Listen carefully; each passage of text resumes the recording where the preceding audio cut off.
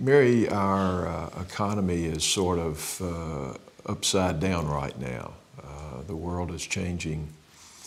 The recession has been an impact, not just in the U.S. but worldwide. The last election was disappointing to some people, scary to others. I've got a number of friends that are beginning to reallocate where they put their wealth. Some are looking for properties outside the United States. Others are focusing on where can they store their wealth without it being attacked by inflation or change in tax structure, or even the socialization of the United States, if you want to put it that way. My questions are, how do they ensure this change in their asset base? Many of them are buying precious metals. They're hoarding dollars. They are buying valuable collectibles, such as anything from jewelry to fine arts, even storing bond certificates at home rather than on the internet now that we can do with all the investment houses. Most of them, many of them, are buying safes for home use, some fairly sophisticated safes and alarm systems. How do you deal with that in general as you advise your clients, which most of your clients are high net worth individuals? We are definitely seeing the same thing, Tom, and a lot of my clients are purchasing safes.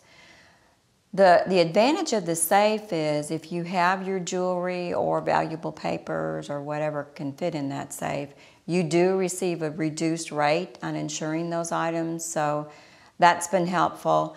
But you definitely need to have those items scheduled on your homeowner's policy.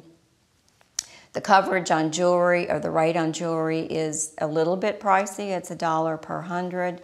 But fine arts, silver, furs, that rate is very competitive, so you're not going to pay that much to have it scheduled. And then the nice thing about scheduling those items is you have a value set for each item. So in the result of a claim, that's what the insurance company is going to pay you. And depending on what insurance company you're insured with, they also pay replacement cost on those items. I had a client recently that had her jewelry blanketed, and she bought a Rolex watch 10 years ago, paid $8,000. Now to replace it, it's $12,000. And the insurance company paid replacement. So it's very valuable to have it insured on your policy. I've got several clients that have a safe at home and one at a remote location. Can that remote location be covered under the homeowner policy? Yes, yes. It's just added as another location. I had one friend, you know, home invasions have become a big thing apparently. But I had one friend who was at home, he and his wife. Someone broke in, held a gun on them, and made them open the safe. Is that covered? Would that not be considered burglary? It'd be burglary, and you'd have, as long as you had those items scheduled, they'd be covered. They'd be covered. This would sort of lend us to getting into maybe a conversation about kidnap and ransom. At one time, those coverages were pretty much just commercial operations. Mm-hmm. What about personal now? That's a coverage that several of our carriers, Chubb being the top carrier, that offers that coverage. It's called Family Protection, and it's very inexpensive. I think it's $100 a year. That does give some coverage for kidnap and ransom. They add some other coverages in there. I can't think of them at the top of my head. Is that a standalone policy? No, it's added to your package policy. To your package policy.